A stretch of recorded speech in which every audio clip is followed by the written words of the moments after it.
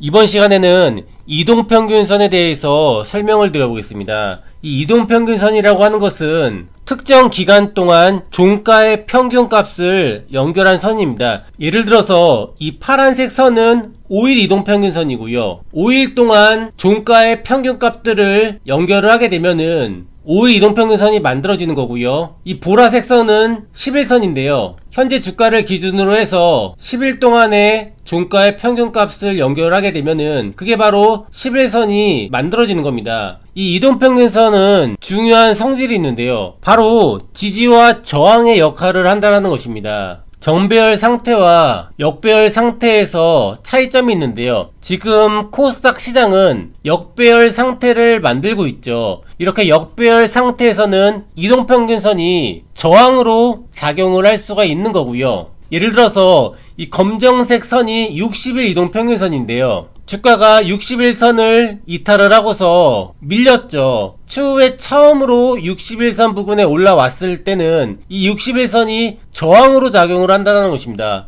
다시 올라와도 이 검정색 60일선이 저항으로 작용을 하면서 주가가 밀리죠. 여기서도 검정색 61선이 저항으로 작용을 하면서 주가가 밀립니다. 근데 또 한 가지 중요한 점이 이렇게 여러 번 저항받고 밀렸던 이동평균선을 돌파를 하게 되면은 이후에는 지지가 될 가능성이 높은 겁니다. 여기서 지지받고 올라온 거죠. 그런데 또다시 여기 120일 이동평균선이 있죠. 저항받고 밀린 겁니다. 이렇게 역배열 상태에서는 각각의 이동평균선이 저항으로 작용을 할 수가 있다는 것이고요. 정배열 구간에서는 역배열과 반대로 생각을 하면 됩니다. 각각의 이동평균선은 지지가 될 수가 있다는 것이고요.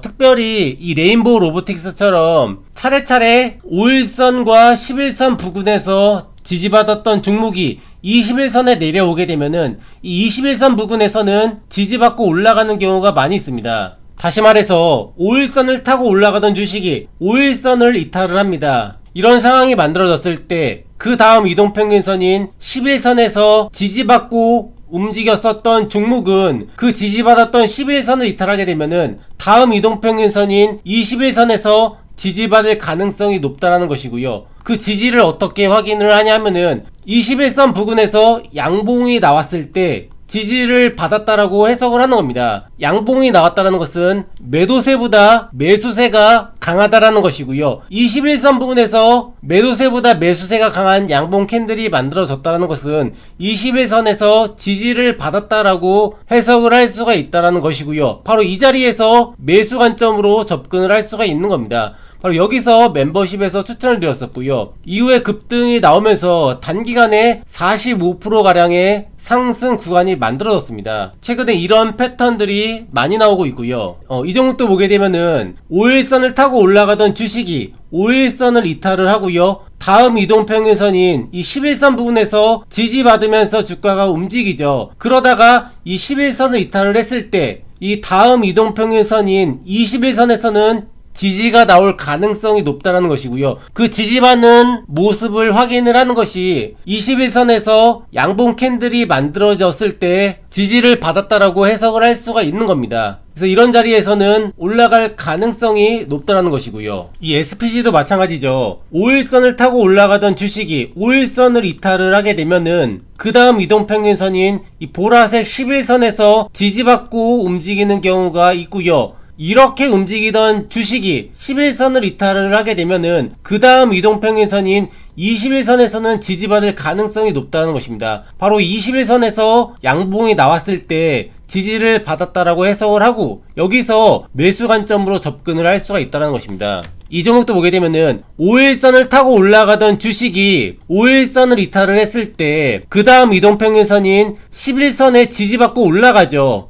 여기서도 이 11선에 지지받고 올라갑니다. 이런 종목이 이 11선까지도 이탈을 하게 되면은 그 다음 이동평균선인 이 빨간색 21선에서 지지받고 올라가는 경우가 많다라는 것이고요. 그 지지받는 것을 양봉 캔들로 확인을 한다라는 것입니다. 바로 여기가 매수의 급소 자리가 될 수가 있다는 것이고요. 이 금강 철강도 마찬가지입니다. 5일선을 타고 올라가던 주식이 5일선을 이탈을 했을 때 다음 이동평균선인 10일 이동평균선 부근에서 지지받고 움직이죠. 그러다가 이 11선까지 이탈을 하게 되면은 그 다음 이동평균선인 21선에서 지지받고 올라갈 가능성이 높다는 것이고요. 그 지지받는 모습은 양봉 캔들이 나오는 것을 보고서 확인을 할 수가 있는 거고요. 바로 이 자리로부터 강한 상승이 나온 거죠. 이렇게 간단한 이동평균선의 원리만 가지고서도 매매를 할 수가 있습니다. 하지만 주식이라는 게 항상 100% 똑같이 움직이는 것이 아니기 때문에 예상과 다르게 움직일 때도 있습니다. 그럴 때는 대응을 해주는 거고요. 하지만 확률 높은 자리에서는 올라갈 가능성이 높기 때문에 제가 항상 강조를 드리지만 같은 비중으로 매수 매도를 반복을 하게 되면은 결국 계좌는 우상향할 가능성이 높다라는 것입니다. 제가 이번에 2025년도 장기 프로젝트를 진행을 합니다. 관심 있으신 분들은 한번 참고하시면 좋을 것 같습니다. 감사합니다.